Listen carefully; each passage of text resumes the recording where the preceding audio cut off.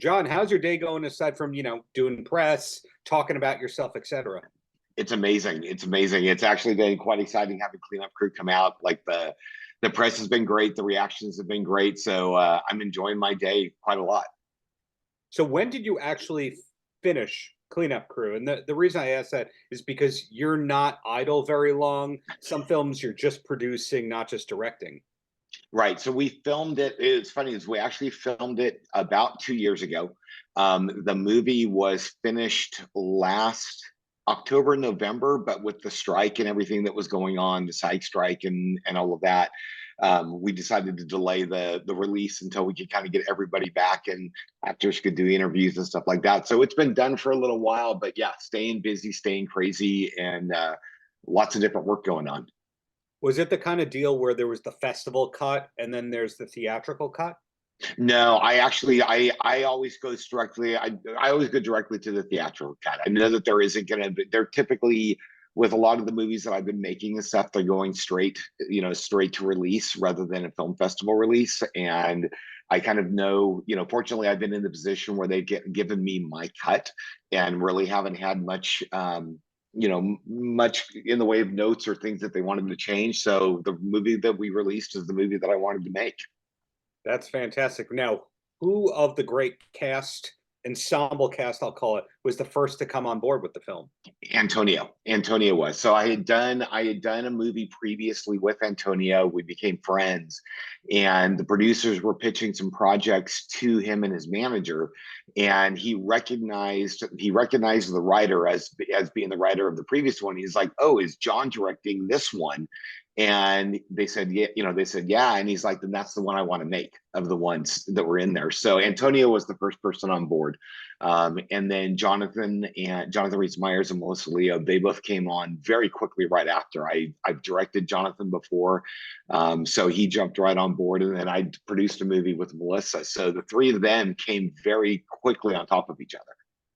So the three Emmy Award nominees, or Oscar Award nominees rather, are the people who came on first. How rare is that? It's pretty rare. It was really exciting. I mean, obviously having the relationship with Antonio and Jonathan and Melissa was all fantastic. But then for all three of them to really love the script and embrace the script and want to travel with me to Ireland to go make this was a big boon.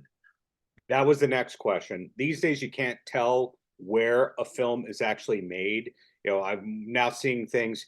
It's great to be here in New York City, and you go, there's no New York City area like that. The movie I did a junket for a couple of weeks ago in London, I believe, was filmed in Austria, etc. So this whole thing was done in Ireland. Yeah, the whole thing was done in Ireland. So we actually did. I did at the time. I did two back-to-back movies. I was directing two different movies. I did Cult Killer, and then I did Cleanup Crew, and Antonio was in both of those. And so the first one took place in Ireland, whereas the second one, Cleanup Crew, really kind of takes place in the East End in southern London. But between the incredible cast, the diverse cast that is over there, and then just with the locations, we were able to make sure to make it feel like southern London. Weird inside baseball question here. Is Ireland one of those good tax credit kind of filming places? It is. Yeah, no, Ireland's got an amazing tax credit. This was my first time filming in Ireland, doing both of these. And yeah, they've got an amazing tax credit. They got an amazing crew. I mean, filming in Ireland, both of these together in Ireland was probably one of the best experiences, 25 years doing this. Are you filming much in New York or Los Angeles these days? It doesn't look like you are. No, New York, fortunately. So I have never actually filmed that much in LA. Most of it's been East Coast based. And we've shot a lot in New York. And then of course, for all of the budgetary financial reasons, New York became difficult because of their tax credit. But so I've done a lot of shooting, a lot more in New Jersey, some in Georgia, some in Connecticut. But with New York, they revitalized their tax incentive, they restructured it, they did a lot of things to help out indies. So we've actually got a few movies that are lining up to take place back in New York again. In Syracuse, Utica, that region? Actually, one would be in the Syracuse area. The other's actually down in New York City. Oh, okay. Good to hear that New York hasn't died yet.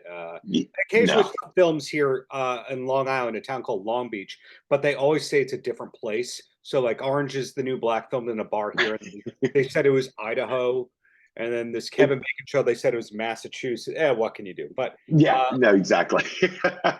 going through your IMDb, though, I see an upcoming project, and the name of it intrigues me because I wrote a book about David Lee Roth, and I see that there's a film called Yankee Rose, but I have to assume there's nothing about David Lee Roth or Van Halen in that film. No. That's one that I'm a producer on, and yeah, no, that's a moniker that takes place within the movie, but it has nothing to do with David Lee Roth. It's a very heavy psychological horror film. Will there be any attempts to license Yankee Rose by David Lee Roth as part of it? No. I love David, but no. There you go. So what's the next project aside from Yankee Rose that we might be seeing that you produced and or directed? So I actually just got I just got done producing two different movies. One's The Razor's Edge with Tommy Lee Jones and James Franco. That's an action movie, and then we just did Thieves Highway with Aaron Eckhart. That's about a livestock officer in Oklahoma chasing cattle rustlers. Both are very fun action movies. So both of those, and then I've got a couple of possible directing gigs coming up. Too early to kind of name, but if everything goes right, I'll actually be back in New Jersey in October directing. Without disclosing too much, Netflix New Jersey? No, not Netflix New Jersey. You know about Netflix New Jersey, right? Yes, yeah, I sure do. And then continuing on my path with Yankee Rose, Razor's Edge, will that have any tracks from AC/DC's Razor's Edge album in it? You know what's funny is actually the director, so Damian Lichtenstein, who directed that, was a very big music video director. So we'll see what happens. So it sounds like your next movie might be called Stairway to Heaven or Smoke on the Water. From there. Right? Yeah. Well, we'll try for Stairway, and I'll see if I can get Robert and Jimmy to do a cameo. Never say never these days. Exactly. If Antonio puts in a good word for you, the sky's the limit, right? That's exactly it. Yeah. No, Antonio is just he's like the kindest, friendliest person you could ever possibly want to meet. So you never know. Fantastic. Yeah. And the last question's about you. When you're not busy writing, directing, and or producing movies, where does your time usually go? Writing, directing, or producing. My wife and I are avid foodies, so we cook a lot and we eat a lot, but pretty much the rest of the time I'm tied to my computer or I'm on a movie set.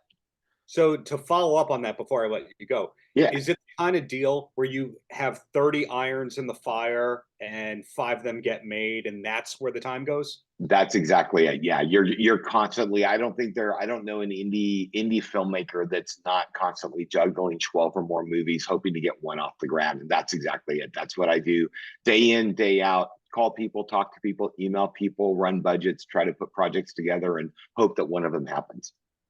Well, the fact that you have multiple things going on at any given time speaks to your work ethic. So congrats on Cleanup Crew and looking forward to whatever's next, Jon. Thanks. I appreciate it. Thank you so much. Paltrocast.